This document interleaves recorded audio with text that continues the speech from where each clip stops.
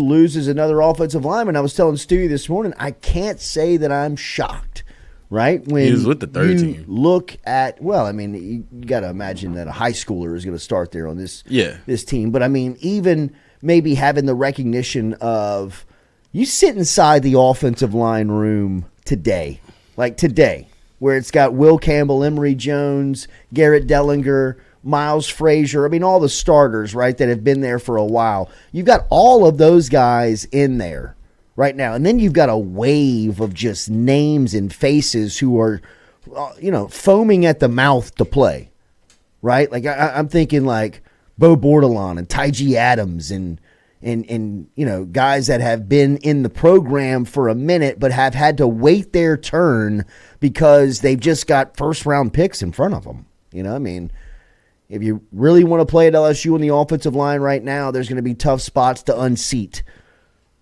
But if you pay your time and you go through the training, and when your time is here and you're ready to go, you're going to step in and play on one of the most talented units for the next couple of years in the SEC. It's also probably pretty humbling to sit down and look around and say, hey, man, I don't know if I fit in here, right? Like, and I'm not saying that necessarily was the case for Cryer, but I have to imagine that when you talk about the amount of talent that Brad Davis has brought into the room, there's going to be some turnover.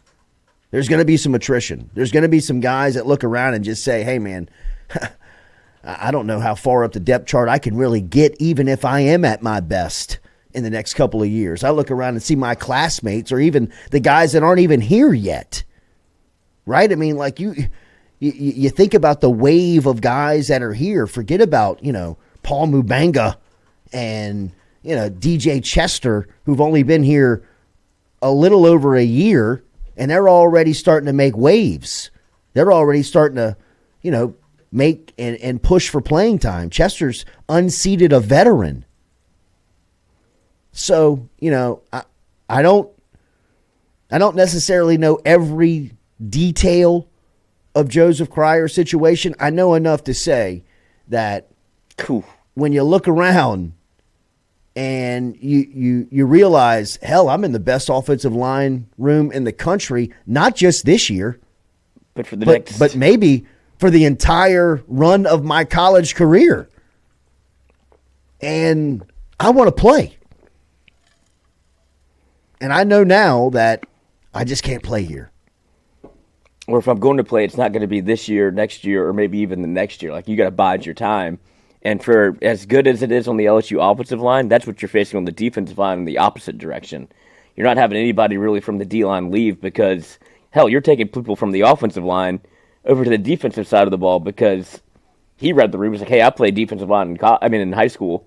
I'll go over there because that's how stacked the O-line room is, and that's not changing anytime soon. You continue to bring in people on the offensive side of the football, and for Joe Cryer, somebody that, like you said, you were just in Manny, for Alexandria, Manny, those types of towns, those types of parishes, that's the dream offer. Like, as soon as he got it, I'm going to LSU. Sure. Like, flipped him from Ole Miss. Flipped him, but like I said, as soon as he got the LSU offer, it was like you're getting the LSU treatment. Like, of course I'll go to LSU.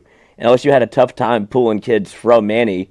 You saw the Tackett Curtis, but then they rebuilt that relationship, and they've pulled who's the DB that they got from Manny, number 2? They pulled him from Tylen Singleton? Yes. He was able to get you. So they talk about him like he is lore. I mean, he is. Got a luxury at his position too. Mm-hmm.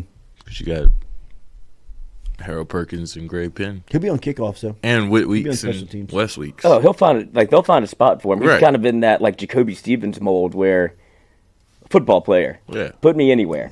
Put him in the game and something's gonna happen. Yeah, right. But for guys like that, because the last player from Manny that I remember, aside from this run of recent Manny products, was Nick Jacobs, and he was in my class, and he went to LSU for a hot second, and since then it's been they rebuilt that inroad to Manny, so it's good to be able to get people from the program, but at that position, I mean, you can't fault Cryer for looking around the room and be like, I don't want to wait 3 years. At least you're doing it now. Yeah. As opposed to, like, that's a man making a business decision, like, no hard feelings. It wasn't anything other than this. I'm 3 deep on the depth chart. Like, I saw. I'm good. I'm a high 4-star, right. And it's like I don't think I'm going to play. And so for him, there's no fault of him trying to get out in front of it, hit the portal, and go find a spot where he could play, especially when right before the season starts. And that's the other thing that I don't think many people realize about the portal is just because it opened doesn't mean that there's a close date. There's not like this real window. You just had to put your name in the portal by a certain time.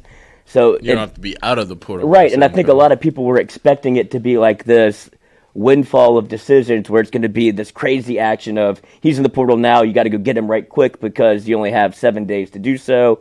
It's very much, no, you just had to put your name in the portal by a certain date, and then you could kind of see and take visits, and that's what you're seeing with LSU in the defensive lines, where they're getting, whether it be, for Michigan State, or they're still trying to get, nail down a date for CJ West. Yeah. But Williams is going to have a visit, so you have time, and they want the red carpet treatment because it's their for a lot of these guys' cases, their last year to be able to make an impression, and LSU has a lot to sell, and on the defensive side of the ball, and especially at defensive line, playing time being modus operandi. They also need spots. Yeah, I mean, this is a time where we knew there was going to be some turnover and there was going to be some roster maneuvering where you were going to have to open up some places and spots where you're going to have to get some numbers in. And I don't think this is a huge surprise to start seeing some guys starting to make their move. It is a little surprising to see a true freshman or an early enrollee who has not logged any time on the field. But I also understand that if you have the wherewithal to look down the line and say, hey, just not my spot, not my place, don't fit in, and I got to go to a spot where it makes sense for me. I think everybody wins here. Cryer is off for a fresh start with all of his eligibility intact to a place where he feels like he can play, and LSU gets that spot. He gets that scholarship. Yeah. He gets the ability to go fill it with another defensive lineman.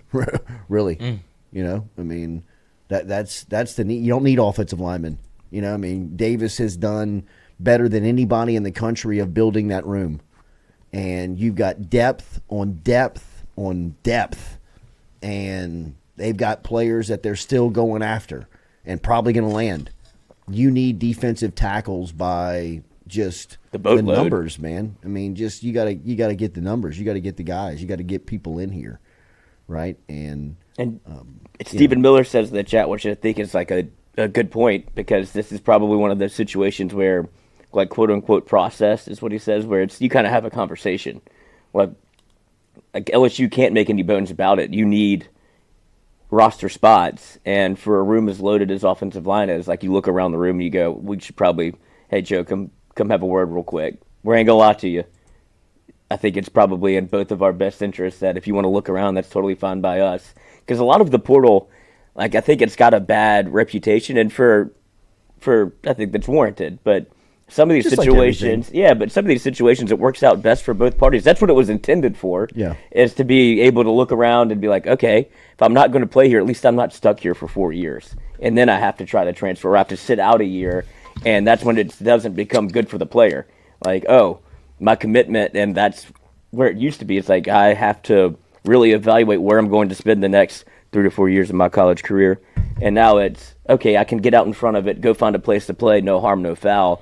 And for LSU, if you look at the offensive line room, that's got to be the one place where you go, we can probably trim the fat here a little bit, so to speak, as if we're looking for roster spots, because you are, that's one room where you can go, okay, because next year, like you said, Davis is going to bring in more guys that are probably in the same vein as a Joe Cryer, 4-star, that, all right, let's just keep reloading this thing. Yeah. And for right now, as desperate as LSU was to get players during the beginning of the Brian Kelly era, where you had a 50-man roster, and you're like, we just got whoever wants to. Yeah, if you want to come to LSU, you can come. Yeah, to LSU. It was basically the draft. Like, if you come turn your ticket in, and here's your boots and your gun, and come to War Boys.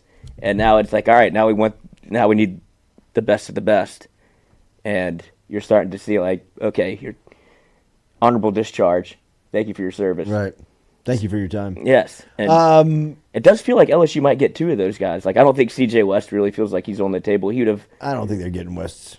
I don't even know. That's just the one that you read. I don't know how serious they are about West because they don't feel West is very serious about them. Well, he's taking the tour. Yeah, he's doing the deal. He's going like you were driving from every part of the state. He's doing that with the country. He's doing the deal. Be at Michigan tomorrow. But right. they should Miami. they should get these 2 that are on campus this week. Check about Williams. Simeon Barrow and Dominic Williams would be the 2 top targets. Barrow from Michigan State, TCU, and Williams. And, I mean, attack. Pay.